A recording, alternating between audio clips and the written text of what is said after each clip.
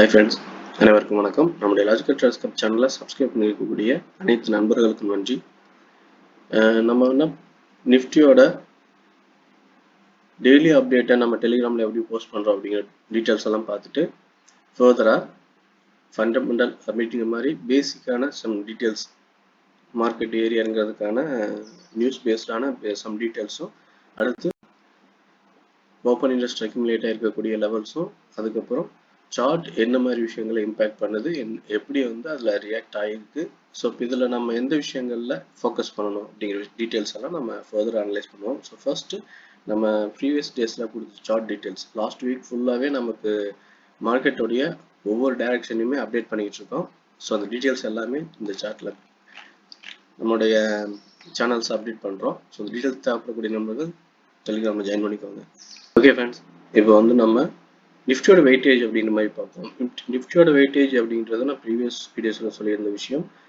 டிக்ளைனும் ஆக்டிவாக இருக்கக்கூடிய ஸ்டாக்ஸும், at the same time அந்த ஸ்டாக்கோட ஒவ்வொரு ஸ்டாக்லும் எவ்வளோ பர்சன்டேஜ் இம்பேக்ட் ஆகிருக்கு அப்படிங்கிறது, ஒரு பாசிட்டிவாக இருக்குது அப்படின்ற பட்சத்தில் அது பாசிட்டிவாக எவ்வளோ பர்சன்டேஜும், நெகட்டிவாக இருந்தாலும் எவ்வளோ பர்சன்டேஜ் அப்படிங்கிறத பார்த்து அதில் ஓவராலாக நம்ம ஒரு ஐடியாவுக்கு வரலாம் அப்படிங்கிறது. ஸோ இப்போ அதில் நம்ம பார்க்கும்போது நெகட்டிவாக பார்க்குறதுக்கான வெயிட்டேஜில் 45 ஸ்டாக் நெகட்டிவாக இருக்குது. நெகட்டிவ்னு பார்த்தீங்கன்னா ஒவ்வொரு ஸ்டாக்குமே இண்டிவிஜுவலாக 3 to 5% நெகட்டிவில் இருக்குது அப்படிங்கிறதும், பாசிட்டிவாக இருக்கிறதும் பார்த்தீங்கன்னா 1 or 2 ஸ்டாக் அது மட்டும்தான் ஒரு பாசிட்டிவாக இருக்குது. அதுலேயும் 3%க்கு மேலே எந்த ஸ்டாக்கும் இல்லை. ஸோ இதுவும் ஒரு நெகட்டிவ் அப்படின்ற மைண்டில் நம்ம எடுத்துக்கலாம். ஸோ ஓவரால் பார்த்தீங்கன்னா ஷெல்லிங் ப்ரைஸ் ஸ்ட்ராங்காக இருக்கக்கூடிய ஒரு நெகட்டிவ் மைண்ட் செட் இருக்கிற மார்க்கெட் வெயிட்டேஜில் இம்பேக்ட் ஆகிருக்கு. ஸோ இது நம்ம பார்த்துடலாம்.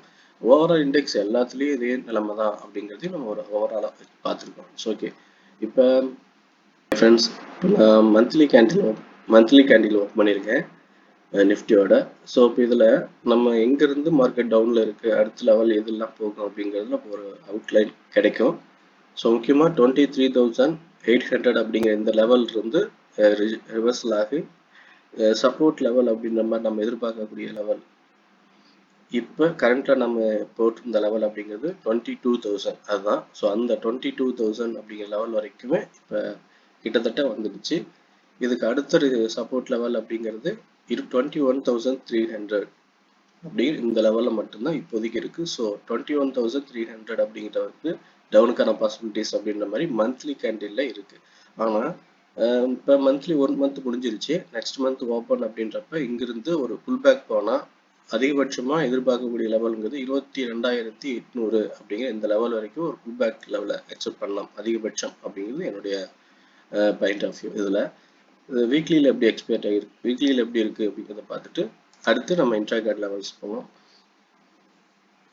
வீக்லிலையும் செல்லிங் ப்ரெஷர் அதிகமாக இருக்கிற லெவல். ஸோ இதுக்கு பார்த்தீங்கன்னா 22,580 இது வரைக்குமே மேலே போகிறதும், அதுக்கு அடுத்து கேப் ஃபில்லிங்கிற மாதிரி விஷயங்களை எக்ஸ்பெக்ட் பண்ணுறோம்னா 22,800. ஸோ அது ப்ரீவியஸ் மந்த்லி கேண்டில் நம்ம பார்த்த மாதிரி 22,800 வரைக்குமே இங்கே கேப் ஃபில்லிங்கான பாசிபிலிட்டிஸ் இருந்தால் இருக்கலாம். அது பையிங் ப்ரெஷர் இங்கே போனால் இதில் இருக்குது. ஸோ டெய்லியில் பார்த்தாலும் டெய்லியிலும் சேம் சினாரியா தான். இப்போ நம்ம இன்ட்ராடேக்கான லெவல்ஸில் டீட்டெயில்ஸாக பார்த்துருவோம்.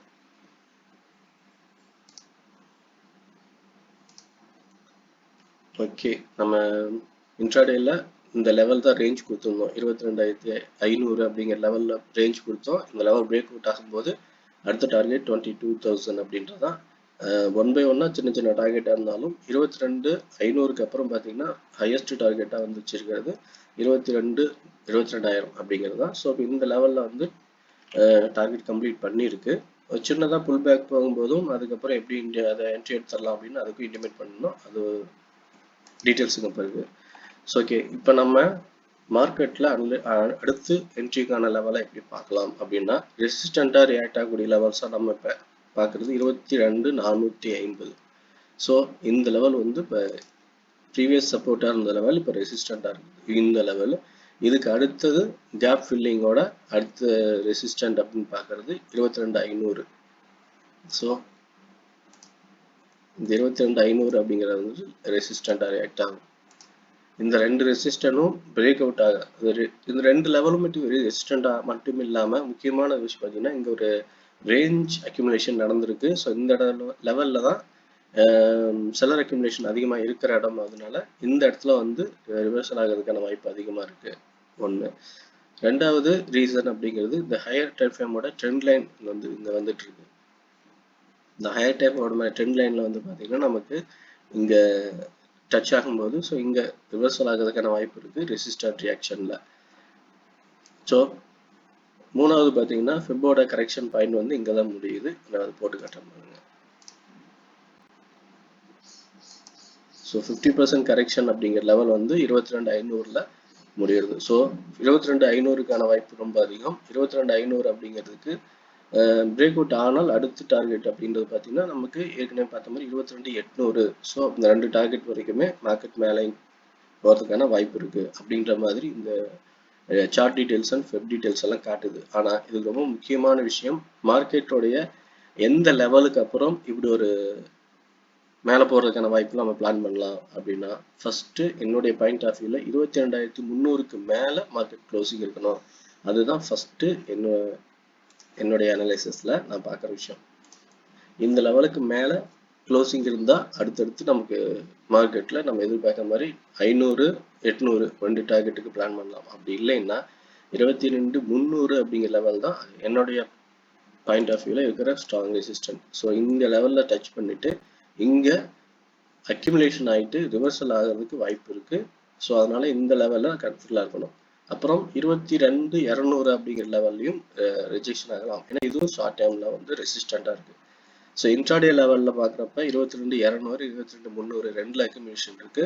நம்ம ஓப்பன் இன்ட்ரெஸ்ட் பேஸில் பார்க்கும்போது 22,500, 23,000 அங்கே தான் பார்த்தோம். ஸோ 23 அப்படின்ற லெவலில் போகணுன்னாலே இந்த 22,500ன்ற லெவல் பிரேக் அவுட் பண்ணணும். இந்த 22,500க்கு போய் அக்யூமுலேட் பண்ணாலுமே அல்லது ரிவர்சல் ஆகுதுனாலும் ஃபர்ஸ்ட் 22,200க்கு மேலே க்ளோசிங் இருக்கணும். அதுக்கு அடுத்து 22,300க்கு மேலே க்ளோசிங். இந்த ரெண்டு லெவல்லையும் க்ளோசிங் கிளியர் கன்ஃபர்மேஷன் கிடைச்சாதான் அடுத்த டார்கெட்டுக்கான லெவலை நம்ம பிளான் பண்ணணும். அப்படி இல்லைன்னா இந்த லெவல் டச் பண்ணி ரிவர்சல் ஆகி ஒரு ரேஞ்ச் ஃபார்ம் பண்ணி ஒரு பர்டிகுலர் டேஸ் வந்து இப்படியே அரைச்சு அதுக்கப்புறம் மேலே போகலாம். ஸோ இந்த மாதிரி நடக்கிறதுக்கான வாய்ப்பு ரொம்ப அதிகம். ஆனால் நம்ம ஈஸியாக புரிஞ்சிக்க வேண்டிய விஷயம் 22,200க்கு மேலே க்ளோசிங் இருந்தால் அடுத்த டார்கெட்டாக 22,300 போகலாம். ஸோ இந்த லெவலுக்கு மேலேயும் க்ளோசிங் கிடைச்சா அடுத்த டார்கெட்டாக 22,500 போகலாம். ஸோ இப்போ ஒவ்வொன்றுக்குமே ஒரு கிளியர் கன்ஃபர்மேஷன் கிடைச்சி அதுக்கப்புறம் தான் நம்ம அடுத்த என்ட்ரியாக பிளான் பண்ணணும் அப்படிங்கிறத நான் பார்க்குறேன். ஆனால் ரெசிஸ்டன்ட்ல டவுன் சைட் பிளான் அப்படின்னு மாதிரி பார்க்கலாம்னா இந்த டச் பண்ணி ரிவர்சல் ஆனால் நம்ம அந்த லெவலில் கன்ஃபர்மேஷன் எடுத்துட்டு அளவு போட்டு பிளான் பண்ணிக்கலாம். ஸோ நம்மளோட பாயிண்ட் ஆஃப் வியூவில் மார்க்கெட் ரிவர்சல் ஆனாலும் சரி அல்லது சப்போர்ட் எடுத்தாலும் சரி, இப்போ சப்போர்ட் எடுத்து மேலே போகும்போது இந்த லெவல் பிரேக் அவுட் ஆகிட்டு மேலே போகுது அப்படின்னா இது கன்ஃபர்மேஷன் எடுத்து நம்ம இங்கேருந்து கால் ஆப்ஷனும் ரிவர்சல் டச் பண்ணிட்டு திரும்பும்போது புட் ஆப்ஷனையும் பிளான் பண்ணலாம். ஸோ இந்த ரெண்டையுமே நம்ம எந்த பேஸில் பிளான் பண்ணுறோம் அப்படிங்கிறது நமக்கு சம் ஸ்ட்ராட்டஜி இருக்குது. ஸோ அந்த லெவலில் அந்த ஐடியாஸோட கம்பேர் பண்ணி நம்ம டெலிகிராமில் டீட்டெயில்ஸாக போஸ்ட் பண்ணுவோம். ஸோ தேவைப்படக்கூடிய நம்பர்கள் அதில் பார்த்து கன்ஃபார்ம் பண்ணிக்கோங்க. இல்லை உங்களுக்கு ஏதோ ஐடியா இருக்குது, இதுக்கு பிரேக் அவுட் ஸ்ட்ராட்டஜியோ வேறு ஏதாவது ஸ்ட்ராட்டஜி பேஸ் பண்ணி நீங்கள் அந்த இடத்துல பிரேக் அவுட்டை கன்ஃபார்ம் பண்ணுவீங்க அப்படின்னா நீங்கள் அந்த கன்ஃபார்மோட என்ட்ரியை பிளான் பண்ணுறது நல்லது. ஓகே ஃப்ரெண்ட்ஸ், நிஃப்டியில் என்ட்ரி டார்கெட் லெவல் நம்ம இப்போ பார்த்தாச்சு. ஓவராலாக ஓப்பன் இன்ட்ரெஸ்ட் அக்யூமுலேட்டாக இருக்கிறதும் ஆப்ஷன் செயினோட லெவல்ஸும் இந்த டீட்டெயில்ஸ் எல்லாத்தையுமே பார்த்தோம். ஸோ இப்போ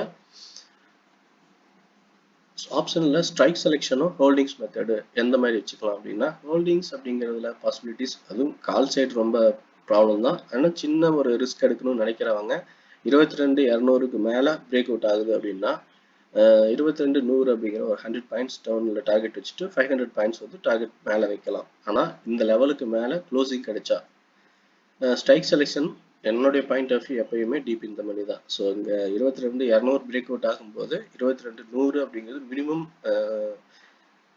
ஸ்ட்ரைக்காக வச்சுக்கணும். அப்படி இல்லைன்னா 22,000 ஸ்ட்ரைக்கையும் நீங்கள் பிளானில் வச்சுக்கலாம் கால் ஆப்ஷனில். ஆனால் பிரேக் அவுட் ஆகாமல் ரிவர்சல் ஆகுது அப்படின்னா நம்ம ஏற்கனவே சொன்ன மாதிரி ரிவர்சல் கன்ஃபர்மேஷனில் நம்ம புட் ஆப்ஷன் எடுக்கலாம். ஆனால் அதுவும் ஹோல்டிங்க்கு எடுக்க முடியாது. ஏன்னா இங்கேருந்து நம்ம ஹோல்டிங் டார்கெட்னா மினிமம் 300 to 500 பாயிண்ட்ஸ் இருக்கணும். ஸோ ஆனால் இங்கே அவ்வளோ இல்லை, இங்கிருந்து ஒரு 100 பாயிண்ட்ஸ் தான் இருக்குது. அதனால இந்த லெவல்லையும் நம்ம ஹோல்டிங் வச்சுக்கிறதுக்கான ரிஸ்க்கு ஸோ வேணாம். அடுத்து நமக்கு ஹோல்டிங் வச்சுக்கணும் அப்படின்னு நினைச்சா 22,500 ஹோல்டிங் வைக்கலாம். அப்படி இல்லைன்னா ஹோல்டிங் பிளான் இல்லாமல் இன்ட்ராடேல நமக்கான லெவல்ஸ் பேஸ் பண்ணி ஒரு நல்ல என்ட்ரியை பிளான் பண்ணுறது சேஃபானது. Okay friends, Nifty strike selection detail உட்பட என்னுடைய பாயிண்ட் ஆஃப் வியூவில் எல்லாத்தையும் சொல்லியிருக்கேன். இந்த வீடியோ பிடிச்சிருந்து லைக் பண்ணுங்கள், ஃப்ரெண்ட்ஸ் சர்க்கிள் ஷேர் பண்ணி சப்போர்ட் பண்ணுங்கள். உங்கள் ஒப்பீனியன் எதாக இருந்தாலும் கமெண்ட்டில் சொல்லுங்கள். Okay friends, thank you.